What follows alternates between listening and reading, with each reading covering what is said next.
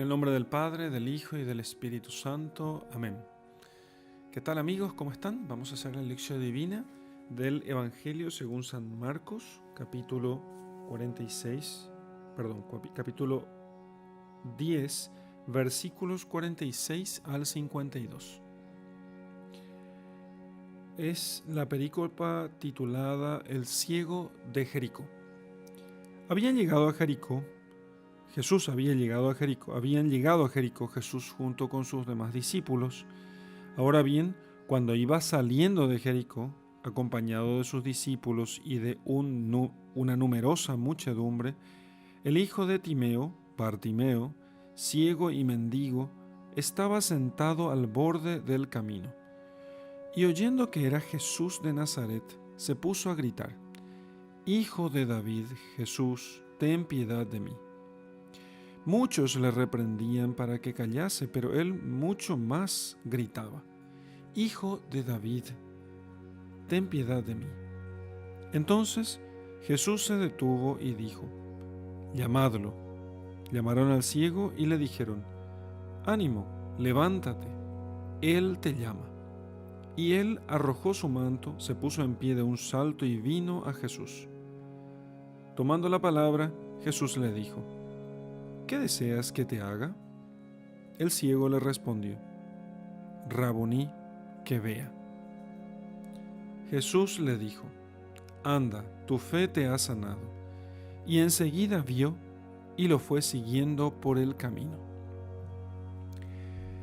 Bueno, el texto del ciego de Jericó es un texto muy famoso. Como ciertamente uno puede decir, bueno, todos los textos de la Sagrada Escritura son famosos. Sí, hay algunos textos que se meditan más que otros, ¿sí? El texto del ciego de Jericó es uno de esos textos que se medita más que otros y que muchas veces nosotros podemos encontrarlo en muchos textos, con textos pastorales de la Sagrada Escritura. Muchos textos pastorales de la Iglesia, quiero decir. Bueno, entonces, vamos a ver en primer lugar qué dice el texto. ¿Qué dice el texto?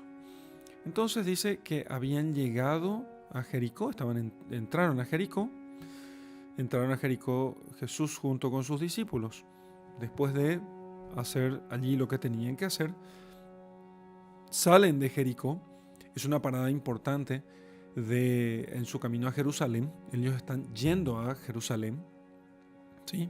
Están yendo a Jerusalén, y entonces todo lo que sucede en Jericó, lo que enseñó en Jericó, todo eso está preparando a Jesús o preparando a sus discípulos para su llegada a Jerusalén, para su pasión en Jerusalén. Entonces, al salir de Jericó, cuando iban saliendo de Jericó, acompañado de sus discípulos y de una numerosa muchedumbre, o sea, había mucha gente que ahora estaba acompañando a Jesús, al salir de Jericó, entonces Jericó, no olvidemos, Jericó fue una ciudad, hubo un hecho militar muy importante cuando los israelitas llegaron a la tierra prometida. Ellos se encontraron con una ciudad amurallada enorme, ¿sí? Con grandísimas murallas, y en esta ciudad ellos no podían entrar a ella. Luego lo que hicieron fue hacer una especie de procesiones durante 7 días, y el último día hicieron 7 vueltas procesionales con el Arca de la Alianza, con toda su pompa, con toda solemnidad litúrgica, y ellos no tuvieron que combatir para poder entrar a Jericó, sino que la conquista se dio por un milagro, en el cual las murallas súper fortificadas de Jericó habían sido derribadas. Bueno, Jericó ahora era parte del reino, parte del territorio de Judá, queda cerca de Jerusalén. Bien, entonces al salir Jesús de Jericó, después de haber entrado a ella, sale Jesús de Jericó y allí encuentra al hijo de Timeo, Bartimeo. Bar significa hijo en hebreo, ¿sí? Bar, hijo de Timeo. Entonces Bartimeo, el hijo de Timeo, era un ciego y mendigo. Es muy común esto de que los ciegos fueran mendigos porque no hay previsión social. La gente eh, no hay previsión social ni el Estado se ocupa de todo lo que se ocupa hoy en día. Entonces a un mendigo, a un ciego, perdón, que no podía hacer otra cosa y que no tuviera mucha educación, no le quedaba otra cosa que mendigar, ¿sí? Entonces, notemos bien el dato porque será base para nuestra meditación después. El hombre es ciego, ¿sí? Y depende de la caridad de otros. Es ciego, no ve la luz. La ceguera consiste en una imposibilidad o una incapacidad del órgano visual de captar la luz, ¿sí? De hecho, nosotros solamente vemos las cosas porque hay luz, ¿sí? Si se apagara el sol, aparte de suceder otras catástrofes, si no tuviéramos nosotros luz, no vemos. De hecho, de noche, salvo que la luna esté llena, ¿sí? O haya luna llena, perdón, o tengamos algo de luna o haya otra fuente de luz, nosotros de noche no podemos ver absolutamente nada. Así que la ceguera implica falta de luz, ¿sí? También es un punto importante aquí para lo que vamos a meditar después. Y era mendigo, ¿sí? El mendigo no se vale por sí mismo, depende absolutamente de otros. Depende que otros le lleven, depende que otros le alimenten, depende que otros le indiquen el camino, que le lleven, ya hemos dicho eso. El ciego no le queda otra que mendigar, ¿sí? Entonces, él requiere de la caridad de los demás, ¿sí? Requiere de la caridad de los demás, requiere el auxilio que los otros le puedan dar. Bien, entonces, aquí tenemos estas características del mendigo. Estaba sentado al borde del camino, porque entonces lo que hacía él era aprovechar los peregrinos, viajantes y lo que sea, para poder pedirles algo de limosna. Entonces, así él podía tener algo para su sustento. Oyendo entonces que era Jesús de Nazaret el que venía, porque seguramente comenzaba a pasar gente y comenzó a haber un murmullo cada vez mayor, gente que hablaba, gente que venía, iba y venía, entonces le habrá parado alguno y le dice, a ver, ¿quién es el que está viniendo? Entonces le dice, sí, es Jesús. Y ya habrá escuchado, él tuvo que haber escuchado ya de él, y además la fama de Jesús como Mesías o como candidato a Mesías era ya muy difundida. Entonces él le llama por un título mesiánico, Hijo de David, ten piedad de mí. Ya se conocía, ya se había divulgado los milagros de Jesús, su capacidad de hacer milagros, su capacidad de poder, de enseñar, pero principalmente su capacidad miraculosa, que es lo que aquí más llama la atención a Bartimeo. Entonces utiliza el título mesiánico, Hijo de David, ten compasión de mí. Tú que haces milagros, tú que eres el Mesías que esperábamos, tú que eres el enviado de Dios, tú que eres aquel que estábamos esperando, ten piedad de mí. Jesús es mucho más que simplemente hijo de David, pero también es hijo de David, pero no es solo. Muchos entonces le reprendían para que se callase, pero él todavía gritaba más, Hijo de David, ten compasión de mí. Cállate. ¿Para qué molestas al maestro? ¿Para qué molestas al maestro? ¿Quiénes son los que le callaban? Bueno, podemos pensar que quiénes son los que le callan. Pueden ser que los que le callen sean algunos judíos fariseos que no querían que Jesús hiciera otro milagro más para aumentar todavía más su fama. Otros que pudieron haberle hecho callar en este texto son quizás sus compañeros incrédulos, porque puede estar el ciego junto con otros allí que estuvieran con él, u otros mendigos que estuvieran con él, que no necesariamente fueran ciegos, y que eran incrédulos de la situación. Y bueno, entonces lo que hacían ellos era no creer el tema, de decir, ¿sabes qué? Deja de insistir y de molestar a la gente, por favor, no molestes a nadie, ¿sí? Bien, entonces y le dicen, bueno, no molestes al maestro, no molestes a nadie. Bueno, entonces O puede ser también gente que, así como los apóstoles apartaban, decía que impedían a los niños de acercarse a él, como para que el Señor no sufriera ninguna molestia, como para poder protegerlo quizás de algún modo al Señor de quienes quisieran molestarlo a él en su viaje, en su trabajo, en sus quehaceres. Bueno, esas son las posibilidades. En cualquier caso, aquí lo que sucede es que intentan impedirle a él. Y el ciego no considera ni que aquello sea una molestia, ni mala educación, ni considera que él debería dejar de hacerlo, ni que lo más conveniente era simplemente dejarlo pasar. Él, como San Agustín dice, temo a Dios, al Dios que pasa y no vuelve. Temo al Dios que pasa y no vuelve. Como aquella gracia que pasa y que yo tengo que aprovechar y lanzarme como pueda. Entonces se pone a gritar y cada vez más fuerte: Hijo de David, ten compasión de mí. Ten compasión, ten piedad de mí. Pensemos un poco en este término piedad. ¿Qué es piedad? Gritaba. Veamos la cuestión. Gritaba. Grita el mendigo en tanto que si no, el otro no ha de escucharle. Grita desde abajo, de abajo para arriba. El mendigo está tirado al suelo, no puede caminar por sí mismo, no sabe dónde está la gente. Sí, los ciegos tienen las otras facultades, los otros sentidos mucho más aguzados, porque por falta de la vista, porque la atención comienza a concentrarse más y entonces los sentidos se agudizan. Pero él lo que hace es gritar para que en medio de ese tumulto y de las reprensiones que recibía, en medio de esas reprensiones, Jesús pudiera escucharle. De tal modo que él no va a través de otros, no usa de intermediarios. No estamos diciendo que el intermediario está mal, estamos haciendo todavía la lección del texto. El ciego entonces no va a través de intermediarios, va directamente a Jesús.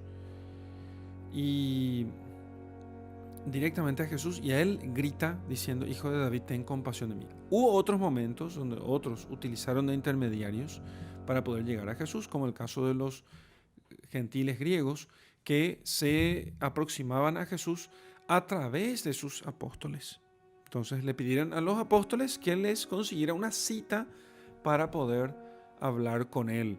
Entonces no es el caso de Bartimeo.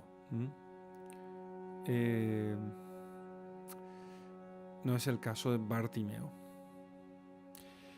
Entonces, debo reconocer que el término Timeo me causa un poco de digamos, curiosidad.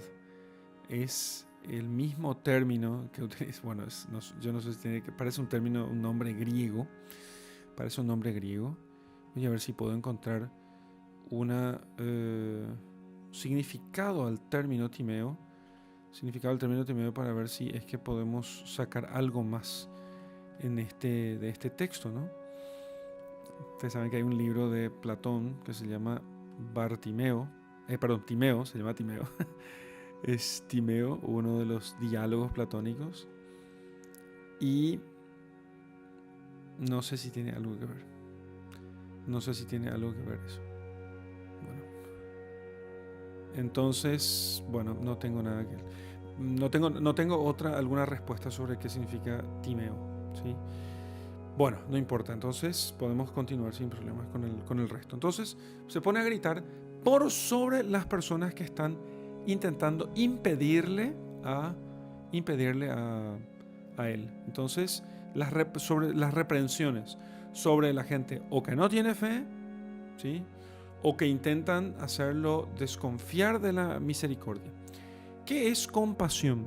¿Qué es piedad? ¿Piedad o compasión? A veces tenemos estos dos términos, no importa, los dos nos pueden servir. Si es piedad, lo que significa es, la piedad es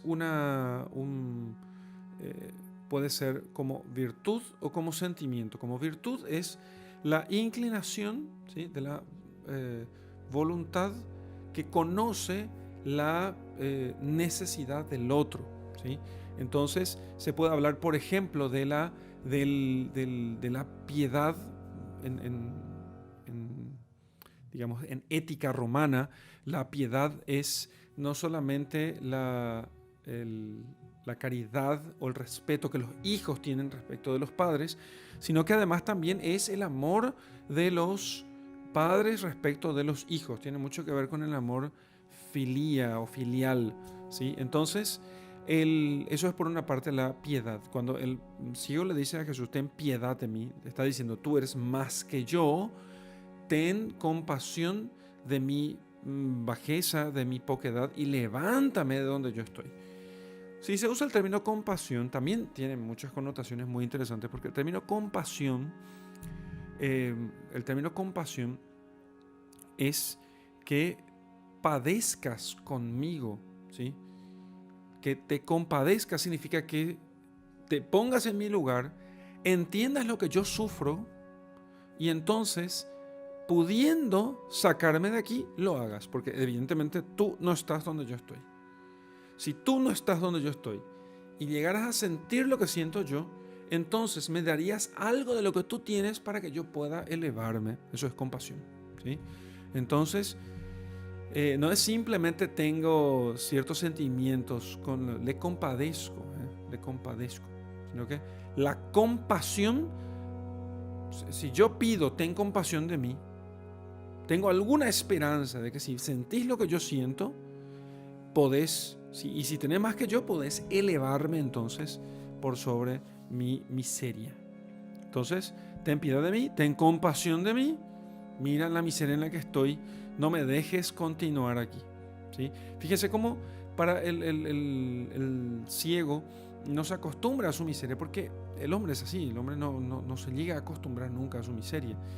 Aunque nosotros podamos hablar sobre la muerte, por ejemplo, que es, digamos así, un elemento de la miseria del hombre, porque nosotros tendemos hacia la perpetuación nuestra, por lo menos, ¿sí? Y también la perpetuación de la especie.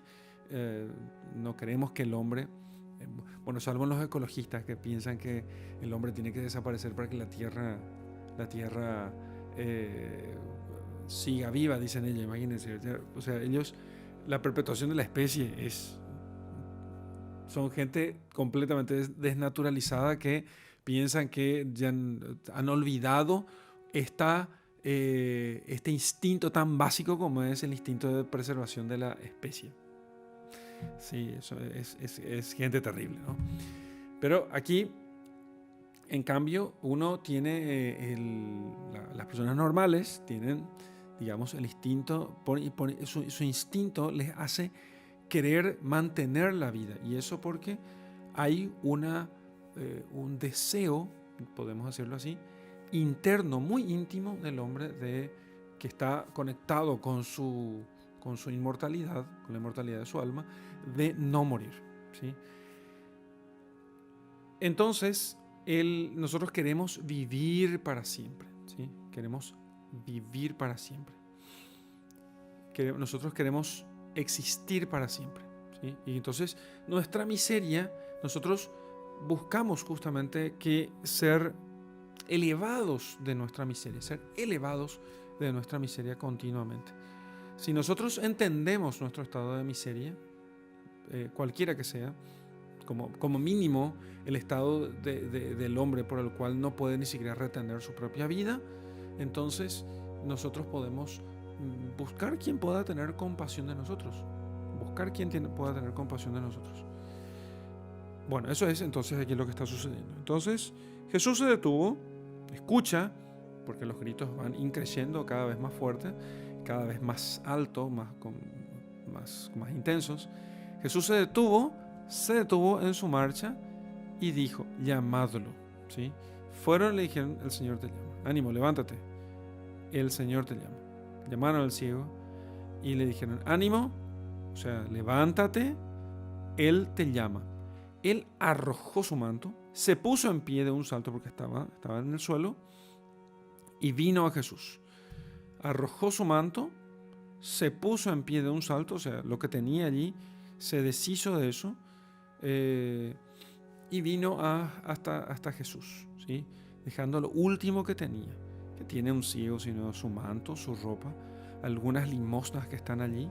Se ve que dejó todo lo que tenía él y fue de un salto, se puso en pie sin esperar. Esta característica es muy, muy típica de todos los que reciben un llamado, y como si la Sagrada Escritura nos estuvieran diciendo continuamente, saben que no, al llamado de Dios no se puede esperar, ¿sí? No se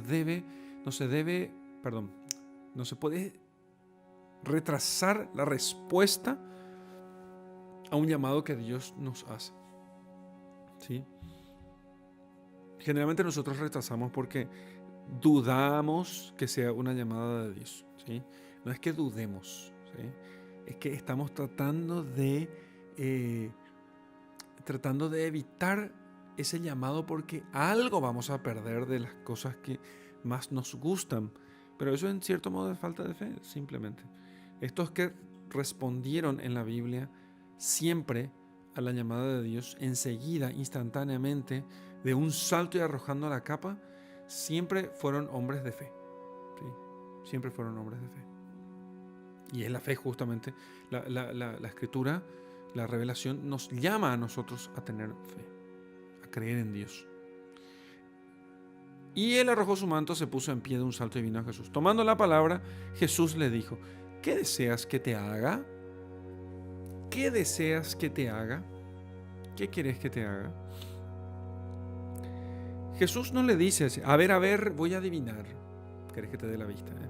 Jesús ya sabe, pero todo milagro en la Sagrada Escritura siempre es un hecho extraordinario como respuesta a una petición, a una oración. Como respuesta a una petición. Entonces, lo que hace es pedir a Dios, a Jesús, ¿sí? Que Dios pide a Dios, le dice: Rabuni, que yo vea, que tenga luz en los ojos nuevamente. Maestro, Señor, también en algunas traducciones pone maestro. En la Biblia de Straubinger dice Rabuni, que significa maestro. Maestro, que yo vea. Fíjense qué interesante esta relación. No, deja de usar el título hijo de David y ahora pasa a decir maestro, que yo vea. Y eso es muy interesante, digo yo, porque uno hace relación entre una cosa y la otra, que es la enseñanza, la verdad como luz. La verdad como luz, ¿sí? Entonces el maestro da luz al alumno, que parece que viene, su etimología es sin luz, alumni, como si fuese una especie de sin luz. Eso parece que significaría el término alumno, ¿no? Entonces el maestro es el que tiene la luz, porque él tiene la verdad, él ve. Cuando uno hace una explicación, va explicando unas cosas, entonces ¿lo ven? Entonces uno dice sí, lo veo. Es muy interesante esa analogía de la vista con el conocimiento, ¿sí? Con el conocimiento de la verdad. Y aquí dice él: maestro, que yo vea. Jesús le dijo: anda, tu fe te ha sanado. Cuando la fe, fíjense ustedes esto, la fe ya es un cierto conocimiento y una cierta luz. Tu fe te ha sanado la vista.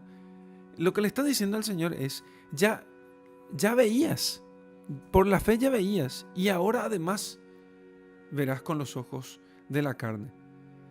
Por la fe ya veías, porque la fe es un conocimiento de cosas que no vemos, dice la Escritura. La fe es un conocimiento de cosas que no vemos. Es una visión de cosas que no vemos, porque la fe nos permite a nosotros conocer cosas que no podemos ver por la razón sola. Entonces, la fe nos da ese conocimiento. La fe nos da conocimiento de cosas no irracionales, sino de cosas inalcanzables para la razón. De cosas inalcanzables para la razón. Esa es la fe. Por eso la fe es visión. Y por eso la fe se relaciona con la luz, con el fuego, con la llama, con la iluminación. Entonces, tu fe, tu vista, te ha dado la vista. Miren esto que interesante. Tu vista, tu fe, que es visión de cosas que la razón no ve, te ha sanado, o sea, te ha salvado, la salvación, fíjense que la salvación consiste en que algo sea todo lo que debe ser, entonces le ha sanado en el cuerpo. El ojo que no veía ahora ve. El ojo que no veía ahora ve. Y enseguida vio. No como aquel otro ciego que fue viendo por partes, por etapas, primero como cosas borrosas y como árboles que caminan, decía él, sino vio enseguida y le fue siguiendo por el camino. Y ahora no solamente tuvo fe y ve con los ojos, ahora le sigue a Jesús por el camino. Le sigue a Jesús por el camino. ¿Recuerdan cómo llamaban a los cristianos los seguidores del camino? Sí, porque Jesús es el camino, la verdad y la vida. Y le fue siguiendo a Jesús entonces por el camino, porque no se puede andar lo más, digamos así, notable, inmediatamente notable en un ciego es que no puede caminar, porque comienza a chocar contra las cosas, no puede seguir un camino. Para seguir un camino yo necesito de visión. Necesito de visión. Entonces cuando Jesús dice que Él es el camino, Él necesita, la persona que seguirá el camino, Él tiene que tener una luz para poder seguir el camino. ¿Y cuál es esa luz? Y esa luz tiene que ser la fe. Porque sin fe, que tuvo primero, por eso dijo que era el hijo de David, lo reconoció como Mesías, y después le dijo maestro, y lo reconoció como maestro y como fuente de la verdad, y le dice, bueno, tu fe te ha salvado, esa fe que ya el Señor le había dado, porque es Jesús el que le da la fe al ciego. El ciego acoge la fe, acoge la gracia santificante, recibe eso, ¿sí? Y entonces él cree en Jesús, cree que Jesús es el Mesías. Entonces Jesús, por esa fe, le da la vista, porque una vez que él cree, porque él cree que este es el Mesías, entonces le dice, maestro, yo quiero ver. Entonces, acto seguido, Jesús le da la vista, le devuelve la vista. Y siguiendo, acto seguido, le sigue a Jesús por el camino. O sea, se junta aquella muchedumbre que ahora va atrás de Jesús. Muy bien. Entonces, hasta aquí la lectura del texto, hasta aquí nuestra lección de este texto.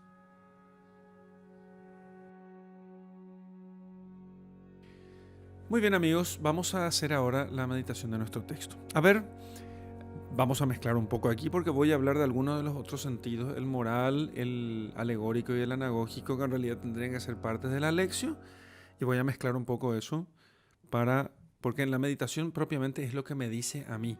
Hemos tomado mucho tiempo en el sentido literal del texto en la primera parte de esta lección, y vamos a ver ahora los otros sentidos y la meditación, digamos así, para poder aprovechar este texto. Entonces,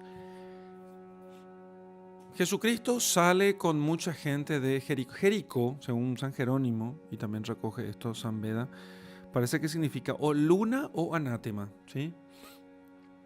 Entonces, luna o anátema. Luna es el símbolo de lo mutable, porque la luna no está no está de un mismo modo durante una sola noche. Durante una misma noche no permanece igual. Entonces la luna siempre fue símbolo de mutabilidad.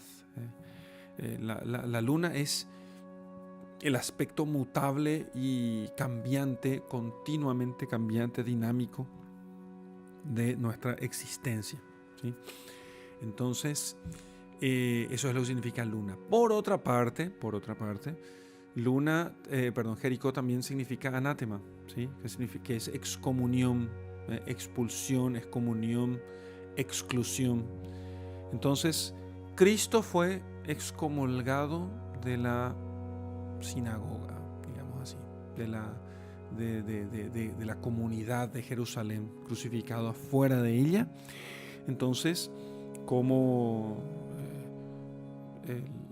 expulsado fuera de la comunión con los judíos, así es crucificado Jesús. Una vez que Él sale de eso, ¿sí? Una vez que Él resucita,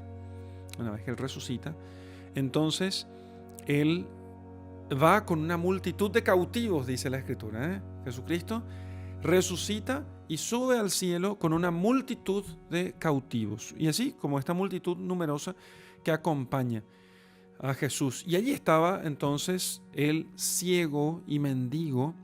Entonces los hombres ven a Cristo que asciende desde resucitado, pero los hombres son ciegos y mendigos. Nosotros somos ciegos y mendigos. Somos ciegos y mendigos.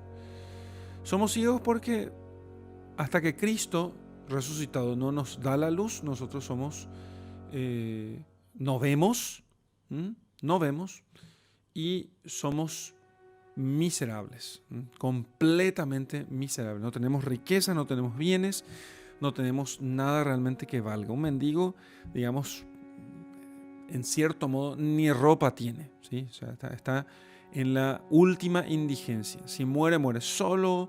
Si come no como fruto de su trabajo, es como un esclavo, ¿eh? El mendigo es como un esclavo que ha perdido, o más inclusive, porque ni siquiera eso, ¿no?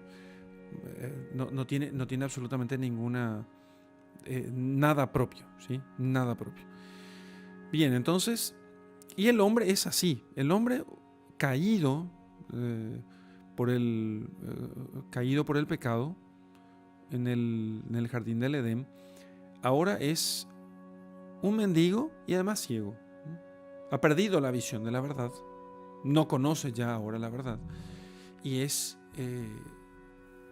un mendigo. Entonces, cuando el hombre oye que es Jesús de Nazaret, y eso él lo oye por la predicación, por eso es tan importante que el hombre que escuche la predicación, y todos aquel tumulto, digamos así, es como el tumulto de la predicación. Y es importante que realmente se predique desde las azoteas, ¿sí? Hay un cierto movimiento en la iglesia hoy, lamentablemente, hay un cierto movimiento de ocultamiento de la fe. Y no es que el mundo quiera ocultar la fe de la iglesia y evitar la predicación. El mundo siempre quiso hacerlo, porque el mundo está en poder del demonio.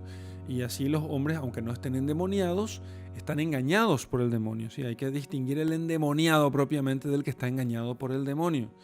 Entonces, una persona, si dice falsedades, está engañado por el demonio, ¿sí? Porque Satanás es el padre de toda mentira. Entonces, nosotros estamos engañados por el demonio cuando estamos en el error, cuando estamos en el pecado, estamos también engañados por el demonio, por el mal espíritu, podría decir así, al estilo San Ignacio, ¿no?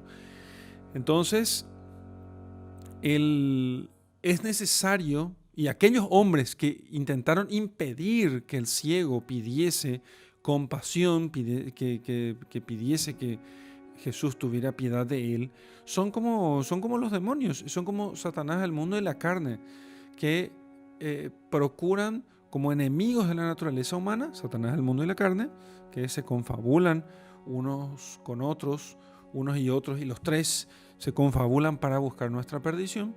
Entonces, ellos intentan impedirnos que nosotros pidamos a Jesús que nos salve. Entonces, pero aquel tumulto y aquellas personas que le dijeron, sí, es Jesús el hijo de David, es Jesús el Mesías, el tipo que hace curaciones. Bueno, todo eso es la predicación. La predicación y el testimonio, que al final es lo mismo. Entonces, son todas cosas fundamentales. Es muy importante que nosotros entendamos que es Satanás, el mundo y la carne son quienes quieren preservar el testimonio cristiano simplemente al ámbito privado, a las cuatro paredes.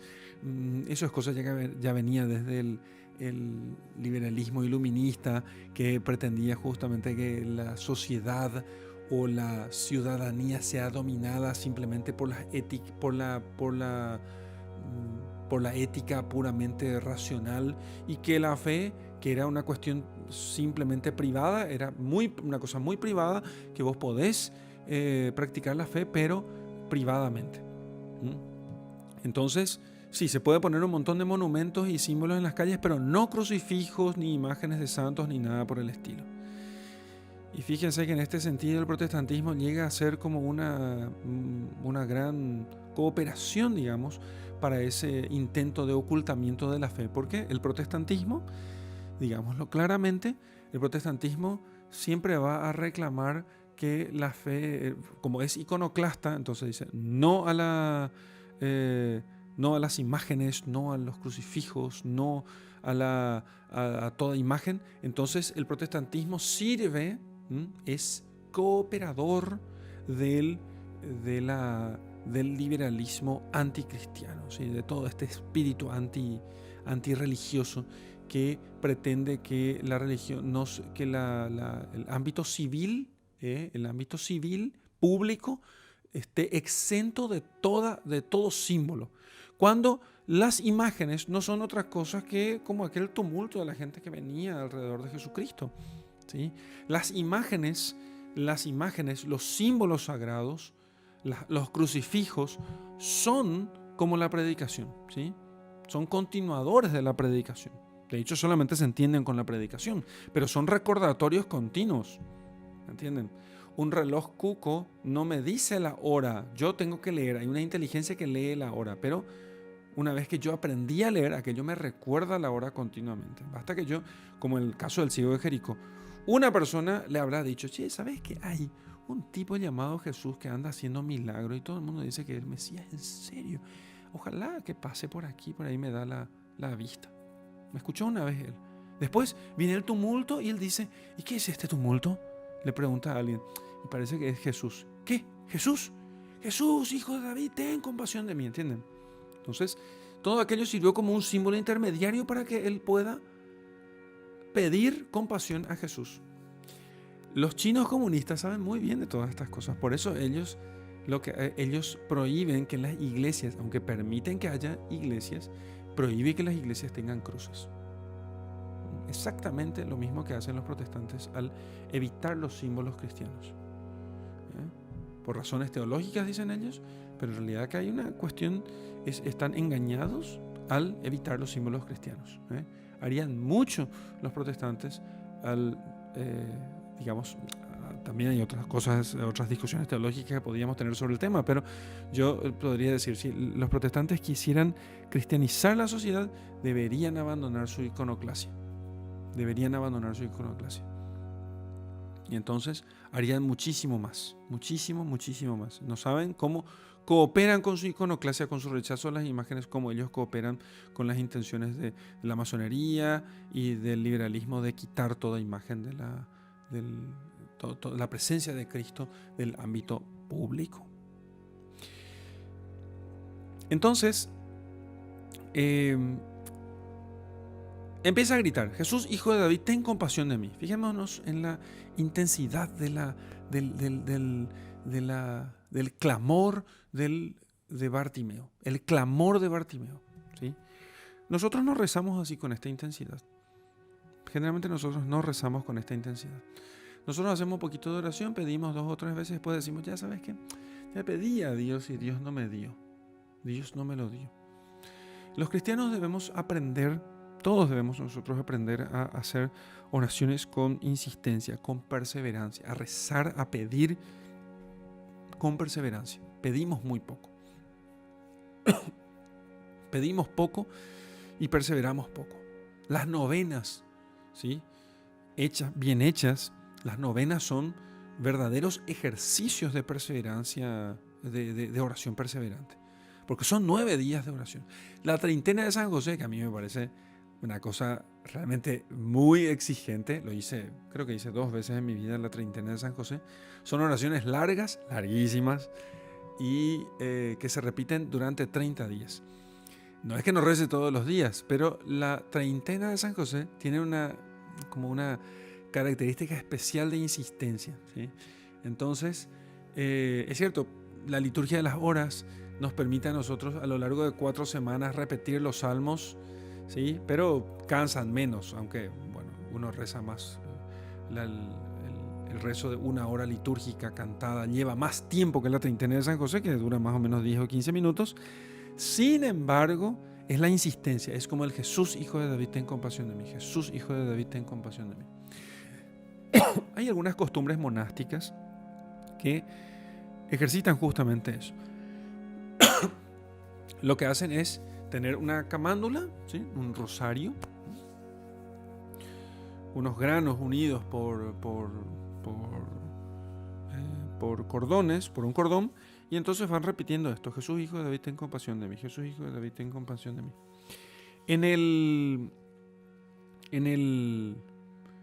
Lo que se suele a veces llamar rosario benedictino o camándula benedictina, entonces lo que se hace es utilizar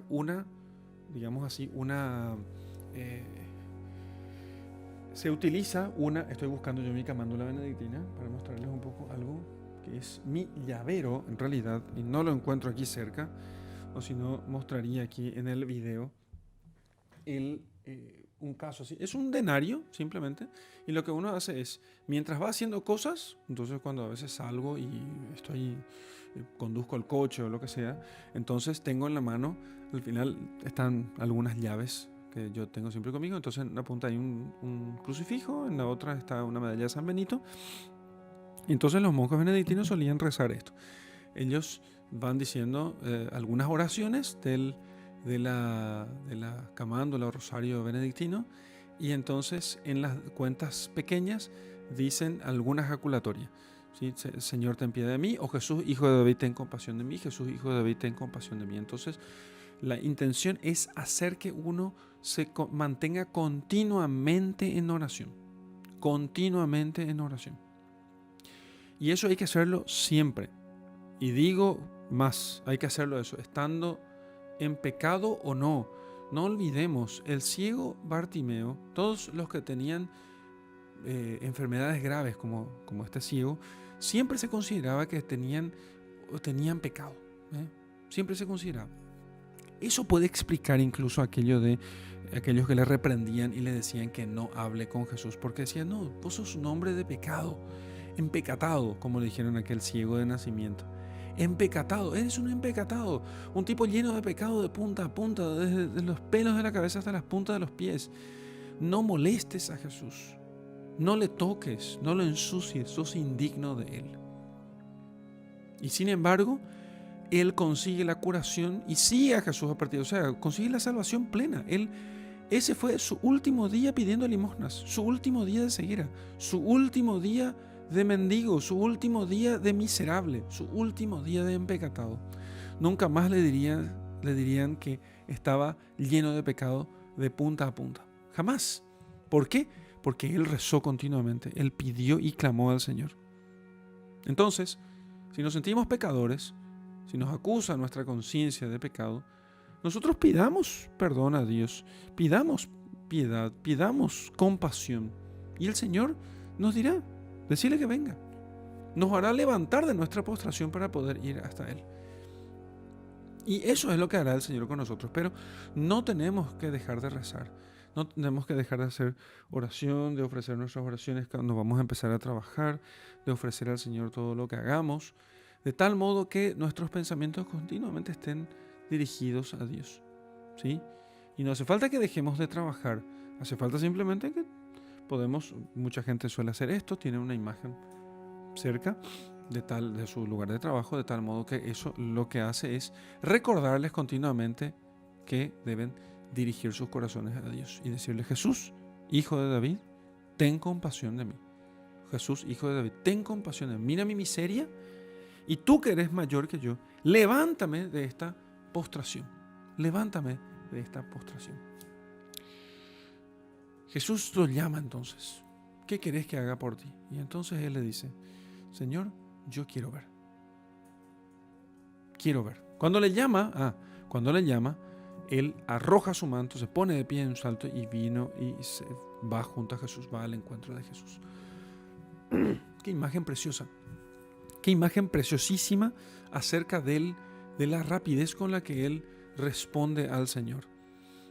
Pero como conclusión de esta oración continua y perseverante con la cual gritaba él hasta los gritos: Jesús, hijo de David, ten compasión de mí. Hasta los gritos dice: Jesús, hijo de David, ten compasión de mí.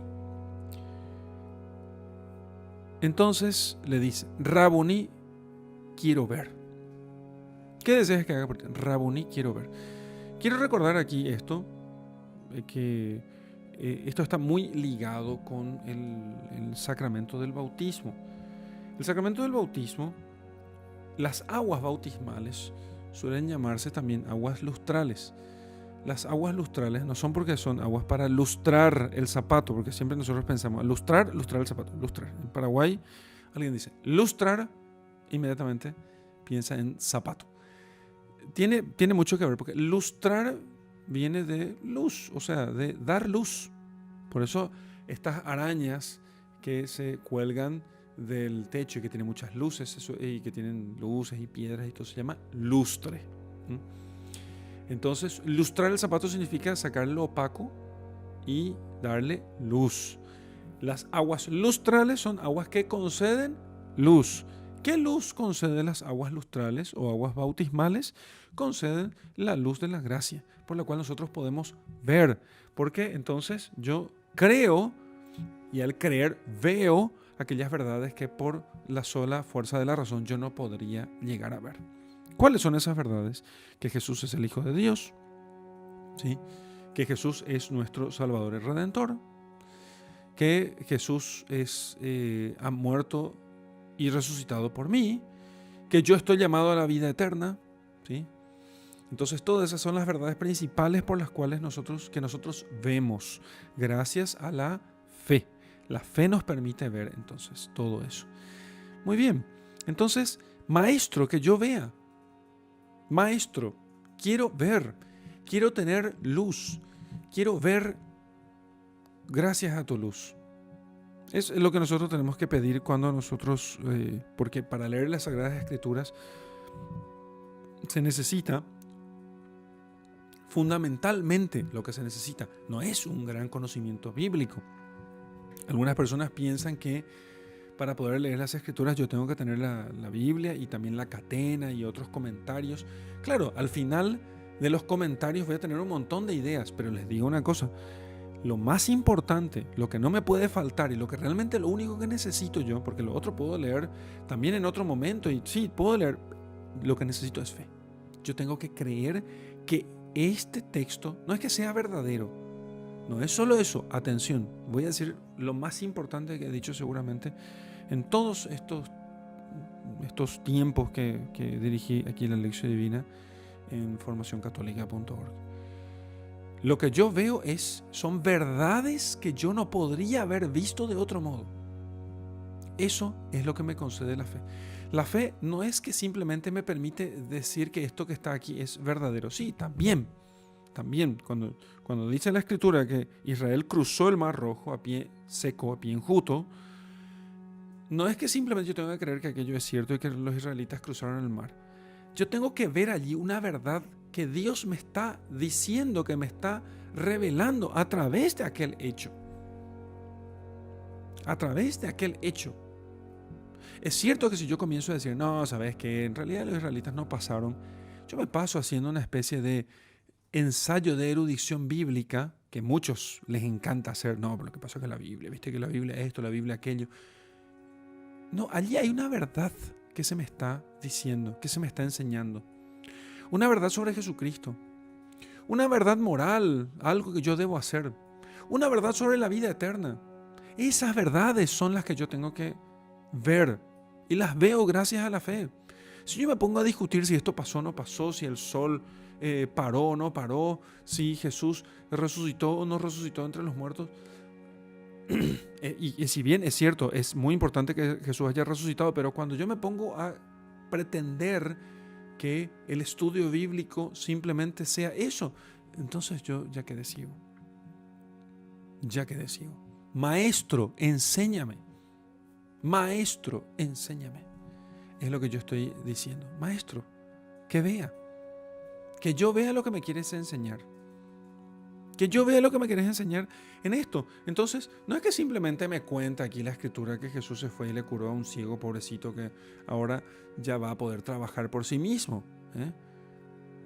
Entonces, alguno va a decir, mira, lo que pasa es que Jesús nos enseña a nosotros que, ¿cómo dicen? Nos enseña a nosotros que no hay que dar de no hay que dar el pescado, sino enseñar a pescar. Qué buena está. Entonces, no hay que dar el pescado, sino hay que enseñar a pescar. Así diría, no sé, cualquiera de estos filántropos, al mirar el texto. No, pero aquí nos está enseñando, primero, una verdad sobre la redención, sobre Jesucristo, ¿sí? Que Jesucristo es el que trae la luz, que Él es luz y el que camina, el que cree en Él no camina en tinieblas, sino que tendrá la luz de la vida. El que cree en mí, dice el Señor, no camina en tinieblas, sino que tendrá la luz de la vida. Entonces, una verdad sobre la redención, una verdad moral, que nosotros somos, que nosotros tenemos que pedir a Dios la luz para poder ver el camino, ¿sí? Y que esa luz Dios nos da a través de una iluminación interior, pero también nos da a través de la iglesia, porque Cristo, que es la luz, ha dejado en la iglesia esa enseñanza y ha dejado en la iglesia la autoridad para poder hacer eso.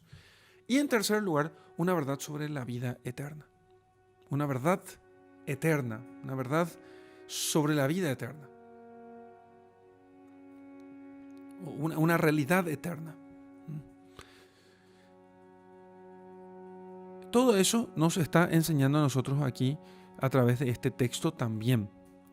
Señor, que vea. Maestro, quiero ver. Qué bueno sería realmente a partir de hoy poder también pedir al Señor cada vez. En nuestra lección nosotros no hacemos una oración antes, porque eso les dejo a ustedes, que ustedes recen antes, pidan perdón a Dios por sus pecados, pidan al Señor luces y principalmente que le diga simplemente esto: Jesús, hijo de David, ten compasión de mí. Maestro, haz que vea. Y entonces el Señor te dirá: anda, vamos, ahora anda por ti mismo. Tu fe, porque creíste que yo soy tu maestro, que yo puedo darte luces, te ha salvado, te ha dado la salvación. Entonces allí verás, enseguida vio, dice, y comenzó a seguir a Jesús, a caminar por sus sendas, a estar tras Él. Qué precioso. Es lo que tenemos que pedir nosotros entonces siempre al Señor. No hacer nada sin pedir sus luces. No hacer nada porque somos ciegos. Porque es muy importante que nosotros reconozcamos nuestra ceguera espiritual. Nosotros no vemos sino por Él. En este sentido, creo que conviene recordar el milagro de aquella niña que nació sin una parte del ojo, que no sé cuál es. Nació y entonces es humanamente o científicamente, dicen algunos, humanamente imposible que esta niña vea. Y la llevaron al Padre Pío, y el Padre Pío rezó por ella y alcanzó de Dios el milagro de que esta niña pasó a ver. Y ella, entonces después del milagro, ella veía, pero sin el órgano. Ella veía, pero sin el órgano de la vista. Imagínense ustedes. Entonces, Dios puede realmente hacernos ver a nosotros. Y eso es ciertamente, no es que esta niña iba a ser inmortal a partir de ahora, sino que está con ese milagro, nos está enseñando algo. Nos está enseñando que hay verdades que nosotros no podemos ver con los ojos de la vista. No sabemos nosotros cuál era el problema de este ciego. Lo que nosotros sabemos es que todo esto es como un símbolo de que hay verdades que nosotros tenemos que ver y que esas verdades el Señor nos enseña a través de la revelación. Entonces, más importante que ver. Por eso Jesús le dice: mira, tu fe te ha salvado. Tu fe que te permitía ver, que te hizo ver lo que otros no veían. Esos que te dijeron que te callaran no veían, vos veías. Tu fe te ha salvado. Tu visión te ha hecho ver. Y ahora caminó detrás de él. Con el tiempo el ciego seguro entendió que más importante que recuperar la vista fue haber visto que Él era Jesús, el Hijo de David, el Mesías, el que había de venir. Hasta aquí nuestra meditación.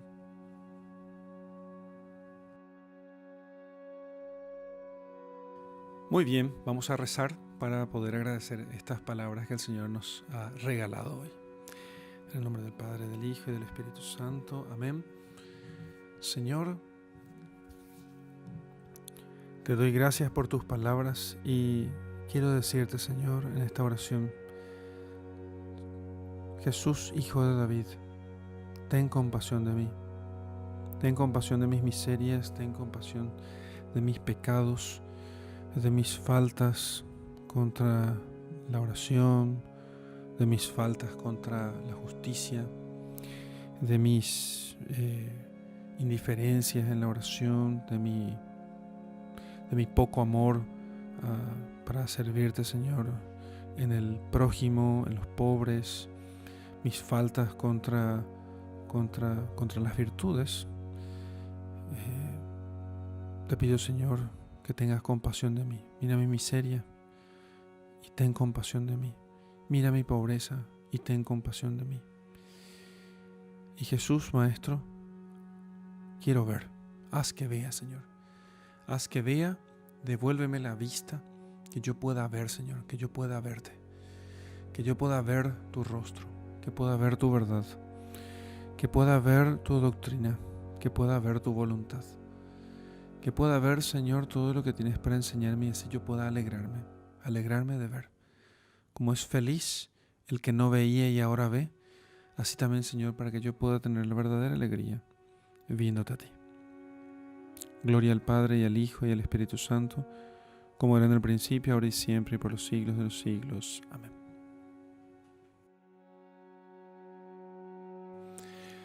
Muy bien, como contemplación, para terminar esta lección divina, yo te invito a que te imagines, ¿sí? A que te imagines.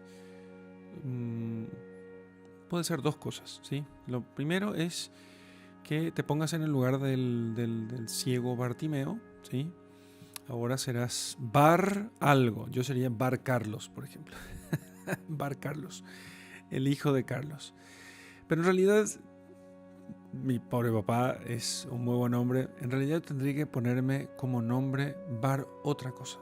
No sé. Por ejemplo, podría ser Bar Orgullo. Podría ser también Bar Soberbia. Podría ser también Bar Amor Propio. ¿Quién es tu padre? ¿Sos hijo de quién? ¿De quién eres hijo? En segundo lugar, quiero que te contemples en tu miseria. Quiero que pidas al Señor luces para poder conocer tu real miseria, tu real pobreza. Y finalmente, quisiera que escuches la voz del Señor que te dice: háganlo venir, que venga junto a mí. Y entonces que te ejercites en tu contemplación a responder rápidamente al Señor. Y te dejo con mi bendición. En el nombre del Padre, del Hijo y del Espíritu Santo. Amén.